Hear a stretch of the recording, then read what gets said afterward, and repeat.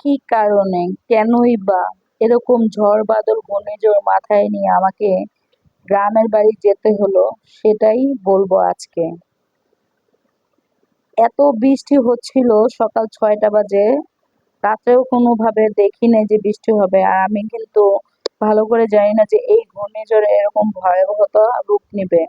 তো যাই হোক, সকাল ভোর ৬টা বাজে দেখতেছি প্রচন্ড প্রচন্ড বৃষ্টি হচ্ছে। একদম অনেক বৃষ্টিতে একদম গাছগাছালি সব ভিজে একাকার হয়ে গেছে। তো আমার মিনি কিন্তু ভয় পাচ্ছে, বৃষ্টিকে মূলত মিনি ভয় পায়। তো ওর সাথে অনেকটা সময় কথা বলতেছিলাম, ওকে অনেক কিছু জিজ্ঞেস করতেছিলাম, যেহেতু ও আমার আরেকটা সন্তান।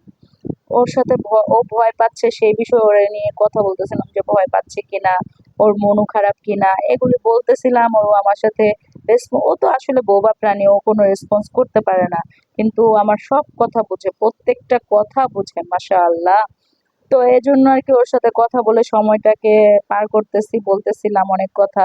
আর যেহেতু ওকে আমি দেখতে পারবো না, যে কদিন গ্রামে থাকবো, আমার ছেলেকে দেখতে পারবো না, তো আমি ওদের দুজনকে প্রচন্ড মিস করব।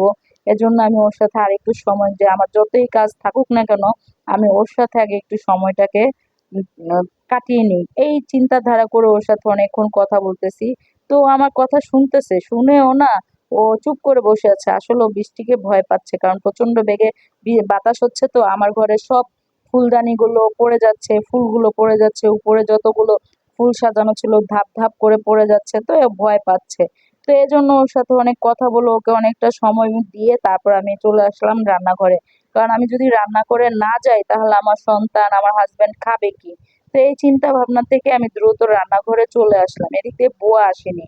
তো সব কুটাকাটা করারও একটা ব্যাপার-স্যাপার থাকে। আর এদিক দিয়ে প্রচন্ড বাতাসে, এত বাতাস হচ্ছে যে আমি বারান্দার দরজা আটকায় দিচ্ছি, তারপরও বারান্দার দরজাও খুলে যাচ্ছে। আর জানলা দিয়েও বাতাস আসতেছে। কোনোভাবেই আমি কোনো বাতাস থামাতে পারছি না। তারপরও দ্রুত রান্নাবান্না করতেছি। আর আমার যেহেতু রাতের ১১টা বাজেও আমি জানতাম না যে আমাকে গ্রামে যেতে হবে। তাই আমার কোনো প্রিপারেশন ছিল না। তো এজন্য আরকি আমি সকাল সকালই সবকিছু কুটাবাছা করে নিজের যা ছিল ঘরে তাই রান্নাবান্না করে আমার সন্তানের জন্য, আমার হাসব্যান্ডের জন্য রেখে যাচ্ছি, যেন ওদের খাবার-দাবারে কোনো কষ্ট না হয়। তো এই যে আমি এখানে মাছ ভুনা করার জন্য দ্রুত পেঁয়াজটাকে ভেজে নিচ্ছি, সাথে একটু লবণ দিয়েছি। আর ওদিক দিয়ে আমি আবার মসল্লা কষাচ্ছি, আলু দিয়ে ডিমের একটা ঝোল করব। ডিম ভেঙে দিয়ে ওটা একটু খেয়ে দেখবেন সবাই, এত টেস্ট হয়। তো আমি প্রথমেই দিয়ে দিয়েছিলাম রসুন বাটা, সেটা তেলে ভালো করে ভেজে তারপর হলুদের গুঁড়া, একটু লবণের গুঁড়া, আর অবশ্যই জিরার গুঁড়াটা ব্যবহার করবেন। তাহলে প্রচন্ড, আর দেখতেই পারতেছেন আমার চুলার অবস্থা কি। বাতাসের কারণে কোনো চুলা জ্বলতেছিল না, আর প্রচন্ড আগুন আরো বেয়ে বেয়ে উঠতেছিল। তো এই যে আমি আলুটা দিয়ে দিলাম, আলুটা দ্রুত দিয়ে আমি নাড়াচাড়া করতেছি। দিয়ে ডিম দিয়ে একটু রান্না বান্না করে আমার ছেলের জন্য, আমার হাজবেন্ডের জন্য রেখে যাব। আমার ঘরেও তেমন কোনো সবজি নাই প্রিপারেশন নেওয়ার মতো যে আমি এটা রান্না করব। আর এদিক দিয়ে আমার পেঁয়াজটাকেও ভাজা ভাজা করতেছি, ভালো করে পেঁয়াজটা ভেজে যেন আমি দ্রুত রান্না করতে পারি। তো এই যে আমি রসুন বাটা দিয়ে ভালো করে ভেজে, এই যে এবার একটু পানি দিয়ে এবার একটু হলুদের গুঁড়া দিয়ে দিচ্ছি, সামান্য হলুদের গুঁড়া, বেশি না। কারণ বেশি না দিয়ে অল্প দিলেই আমার কাছে মনে হয় যে ভালো লাগে। তো একটু জিরার গুঁড়া অবশ্যই দিলাম। আর সাথে দিয়ে দিচ্ছি হচ্ছে গিয়ে মরিচের গুঁড়া, অল্প পরিমাণেরই দিচ্ছি, যেহেতু আমি কাঁচা মরিচটা ব্যবহার করব। তো এগুলো দিয়ে ভালো করে এখন নাড়াচাড়া করে কষাচ্ছি, যেন দ্রুত রান্নাটা আমি শেষ করতে পারি। আর চুলার তো জ্বলতেছেই না, মানে আমি কোনোভাবেই রান্নাটা দ্রুত শেষ করতে পারতেছি না। আর এদিক দিয়ে পানি ঢেলে দিলাম, ওই আলুটাও ভালো করে কষে গেছে। তো ওইটাতে পানি ঢেলে দিছি, আর এটাও ভাজা ভাজা হয়ে যাচ্ছে। মশলাটা একদম তেল তেল ছেড়ে দিচ্ছে। তো এই যে তেল একদম উঠে গেছে, মশলা ভালো করে কষে গেছে, এখন আমি পানি অ্যাড করব। তো এই যে আমি পানিটা দিয়ে দিচ্ছি, দিয়ে এখন আমার আসলে সময় হাতে নাই, তাই এই জন্য পানিটা যে আমার বলক আসবে সেই অপেক্ষা না করেই আমি মাছটা ছেড়ে দিব এখন আর কি। তো এই যে মাছটাও দিয়ে দিলাম, মাছটা ভাজা ছিল তেলাপিয়া মাছ। তো এই যে তেলাপিয়া মাছ দিয়ে আমি দ্রুত ভুনাটা করে আমার ছেলের জন্য, আমার হাজবেন্ডের জন্য রেখে যাচ্ছি। তো এটাও দ্রুত রান্না বান্না করে এখন ফ্রোজেন করা কাঁচামরিচ দিয়ে দিলাম। আর ওই আমার আলু তরকারির ভিতরেও আমি ফ্রোজেন করা কাঁচামরিচটা অ্যাড করলাম। তো কাঁচামরিচের তরকারি ছাড়া ভালো লাগে না ঘ্রাণটা, তাই দিয়ে দিলাম। তো এখন এই যে এভাবে করে ভালো করে রান্না বান্না শেষ করে এটা এখন আরেকটা শাক রান্না করব আর কি। রুই মাছের মাথা দিয়ে আমি কলমি শাকটা রান্না করব। তো মাছটা ভালো করে ভেজে নিচ্ছি। মোটামুটি ভাজবো আরকি। মানে একদম ডিপ ফ্রাই ওটা করব না। আর আমি কোনো মাছ, ছোট মাছও আমি না ভেজে খেতে পারি না। অনেকে ছোট মাছও তো না ভেজে খায়, আমি খেতে পারি না। আমার প্রত্যেকটা মাছ ভাজতে হয়। না হলে আমার খারাপ লাগে, আমি খাবারটা মুখে দিতে পারি না। এটা যার, যার একটা ব্যাপার। তো ওইখানে আমি আলুতে দিতে ডিম এড করে দিয়ে আমি ওটা অলরেডি হতে দিয়েছি, ওটা হইতেছে। আর এদিক দিয়ে মাছ ভাজাটাও কমপ্লিট হয়ে যাচ্ছে। তো মাছটা আরেকটু ভালো করে উল্টে পাল্টে আমি ভেজে নিলাম। তো এই যে মাছ ভাজা অলরেডি কমপ্লিট করতেছি। তো মাছ ভাজা শেষ করে দিয়ে আমি এবার দিয়ে দিব কড়াই আরকি। আমি যেন দ্রুত শাকটা রান্না করতে পারি। তো এই যে আমি কড়াইটা বসিয়ে দিলাম। এখন কড়াইটা দিয়ে আমার একটু পেঁয়াজ ছিল, সেই পেঁয়াজটা ফ্রোজেন করা পেঁয়াজি। তো ওইটা দিয়ে দিলাম, সাথে একটু তেল দিয়ে দিচ্ছি।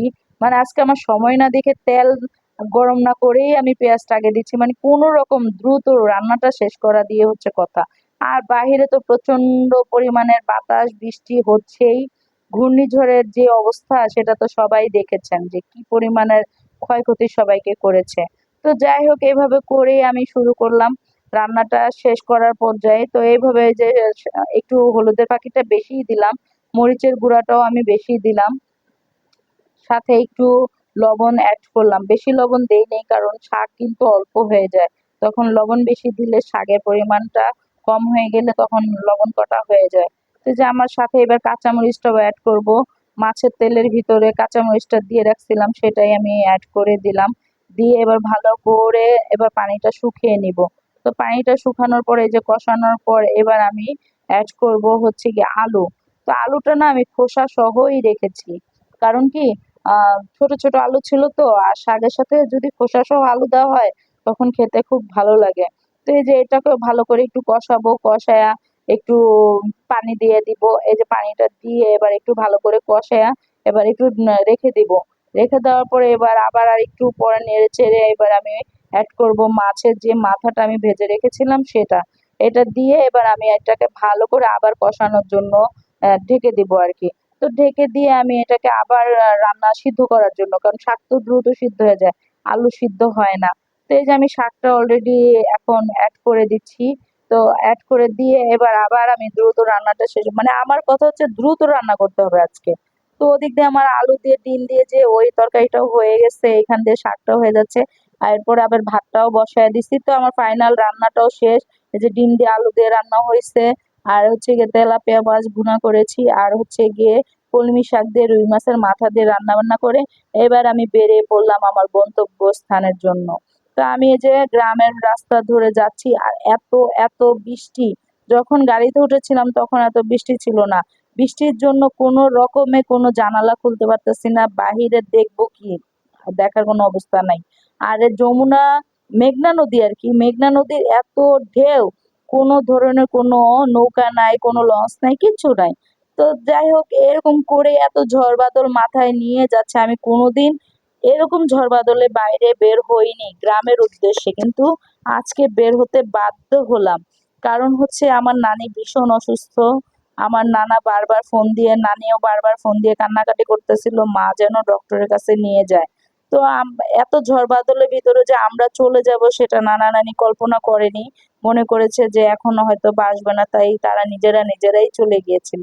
কিন্তু মার অন্তত একটা কথা ছিল যে আমাকে আমার বাবা বলেছে, আমার মা বলেছে আমাকে যেতেই হবে। তো আমি চিন্তা করলাম আমি তো ঈদের সময় যেতে পারবো না, আমার ছেলে বোর্ড পরীক্ষা, এইচএসসি বোর্ড পরীক্ষা আল্লাহর রহমতে। তো আমি তখন যেতে পারবো না গ্রামে, নানিকে দেখি না, না দেখি। তাই আমি চিন্তা করলাম মা যেহেতু অল্প সময়ের জন্য যাচ্ছে, তাহলে মার সাথে আমিও রওনা দিয়ে দেই। তো আমি এই চিন্তা করেই মূলত মার সাথে চলে এসেছি যে নানিকে দেখি। হয়তোবা আমি দুনিয়া থেকে আগে চলে যেতে পারি বা নানিও চলে যেতে পারে। কে কার কখন কিভাবে মৃত্যু হয় কেউ বলতে পারে না। তো এজন্য চিন্তা করলাম যে নানিকে হয়তোবা শেষ দেখাটা আমারও হতে পারে বা আমিও নানিকে হতে পারে। এই চিন্তা করেই মূলত নানিকে দেখার জন্য যাচ্ছি। সাথে আমার পার্সোনাল কিছু কাজও ছিল, আর প্রচন্ড বৃষ্টি হচ্ছিল। এত বাতাস, এত বৃষ্টি, এত মানে ভয়াবহ অবস্থা। আর গাড়িটা খুব আস্তে চলতেছিল। যে জায়গায় আমাদের ২ ঘন্টা ২০ মিনিট লাগে সে জায়গায় আমাদের ৪ ঘন্টা সময় লেগেছে যেতে। তারপরেও যাচ্ছে, আস্তে, আস্তে করে যাচ্ছে। আর এত বৃষ্টি যে চতুর্পাশে মানে কুয়াশার মতো দেখা যাচ্ছিল। তো তবে একটা জিনিস ভালো লেগেছে, এরকম টাইমে না কখনো বের হইনি। ভালো লাগাটা যে গাছগাছালিগুলোকে এত সুন্দর লাগছে, প্রকৃতি এত সুন্দর। আল্লাহ তাআলার সৃষ্টি মাশাআল্লাহ। না দেখলে হয়তোবা বুঝতে পারতাম না। সবসময় তো ঘরের কোনায় বসে থাকি। এই টাইমে ভয়েও কখনো বের হওয়া হয় না। তো যাই হোক এভাবে করেই আস্তে, আস্তে চলে যাচ্ছি নিজের গ্রামে। চলে যাওয়ার সাথে, সাথে দেখতেছি গাছগাছালির কি অবস্থা, রাস্তাঘাটের কি অবস্থা। একটা মানুষকে দেখতে পেলাম না যে রাস্তায় আছে। প্রচন্ড বৃষ্টি হচ্ছে।